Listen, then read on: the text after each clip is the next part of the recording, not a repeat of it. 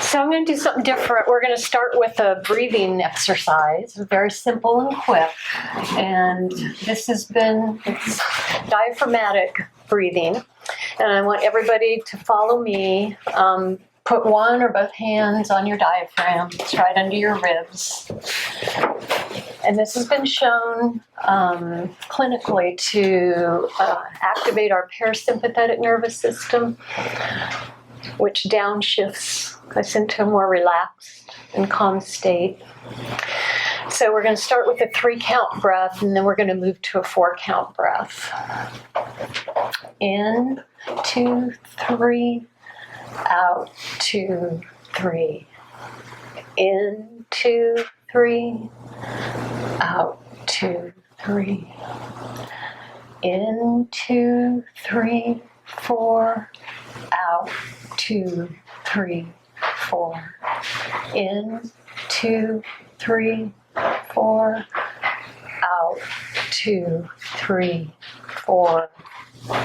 In, 2, 3, 4, out, 2, 3, 4.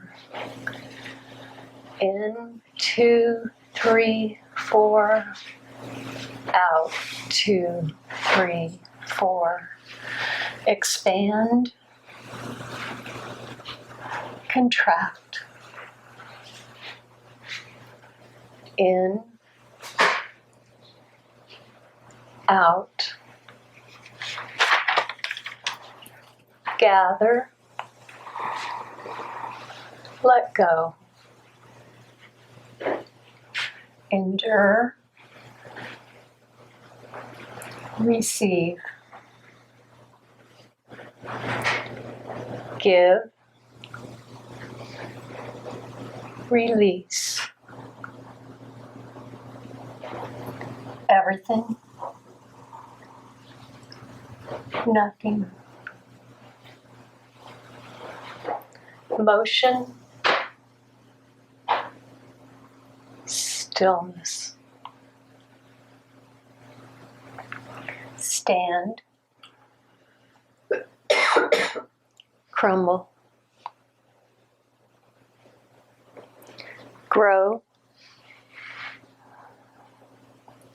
die, triumph, fail,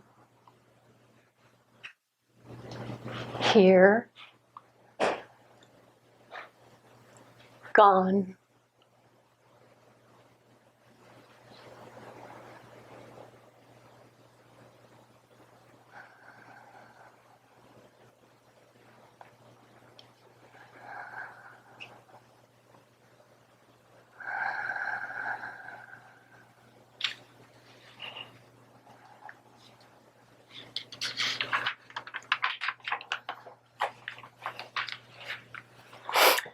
Why is it so hard for some of us, or maybe even most of us, to say, I love you?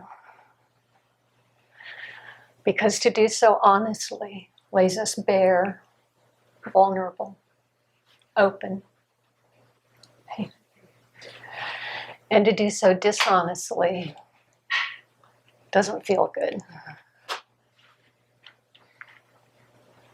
Can we get to a point where we can honestly say, I love you, to life?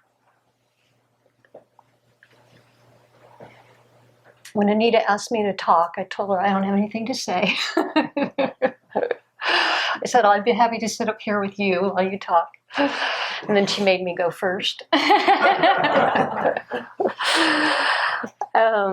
You guys read everything. We study, we talk about everything, we ponder, we discuss. There's really nothing I can say that you haven't heard, that you haven't read, much more eloquently than I would be able to convey anything. So I decided I'd just talk about love. Lila, my 7-year-old granddaughter, calls me the master of love. I love it. I think it's because she can now read and she sees all the signs, love signs that I have all around, hanging around my house. But really, I think it's because she sees what she truly is. Children are the true masters of love. Everything rises and falls spontaneously, effortlessly, innocently. Laughing, crying, playing, jumping, eating, crying, running. There's never any pondering over what any of it means. I am passionate about love. People call it many things. Stillness, being,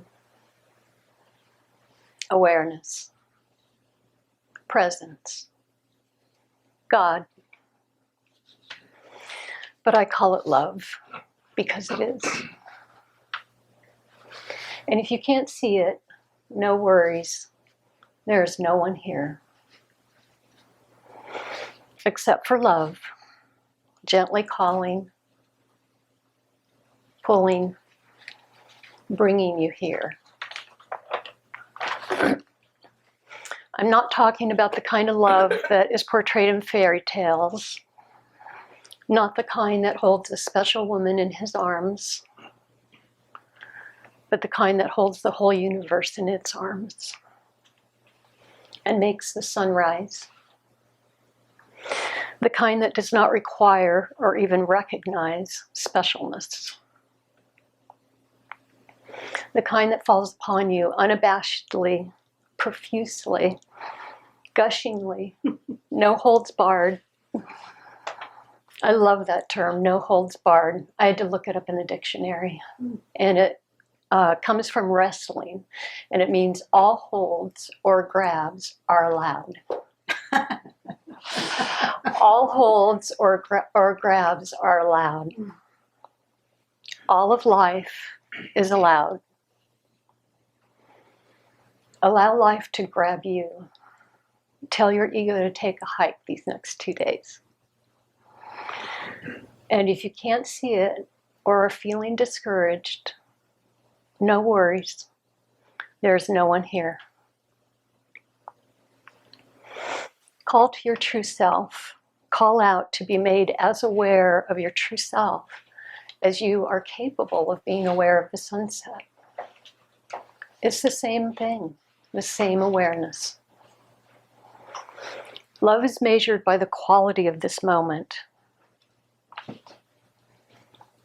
In other words, you can measure how much you receive love in your life by how much you receive or allow right now.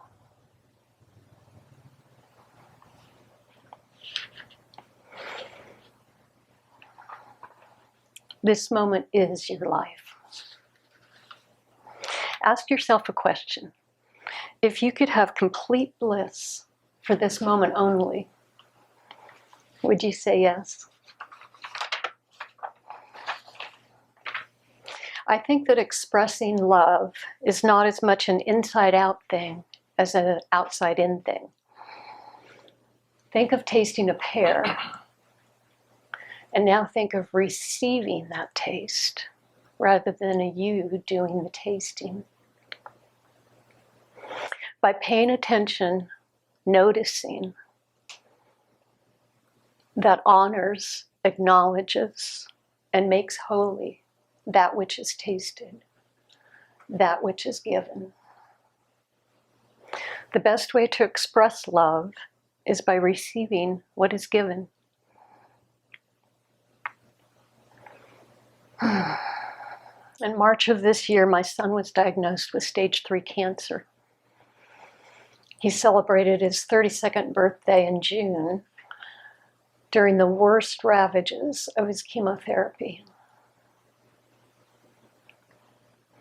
And the only sane response to enduring 6 long months of his chemotherapy and extensive surgery before he found out he's going to be okay, was love. When you're helpless and there's really nothing else you can do, you can choose love. And the outpouring of love and support that came from my dear friends, my community, the TIG group, my church family, his friends who rallied around him, it was beautiful to see, and my family in California. The healing that took place and the opening of his heart was amazing. My mom, who is and has been and still is openly against gays, that's a polite way to say it, and my son is gay, she actually invited him, called him up and invited him, they hadn't spoken in years, to her church to come and be anointed by the pastors and elders the weekend before his surgery. It was beautiful. It was love.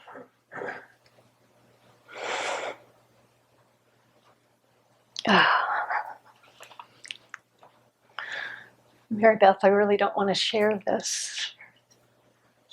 But if everybody could send sympathy, Mary Beth's daughter just recently died.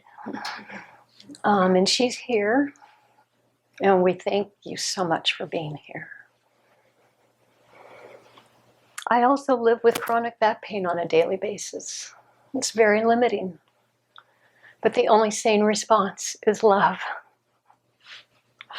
I also live with beautiful skies, clouds, sunsets, abundant food, endearing friends, amazing grandchildren. My response is love. Inhale, exhale,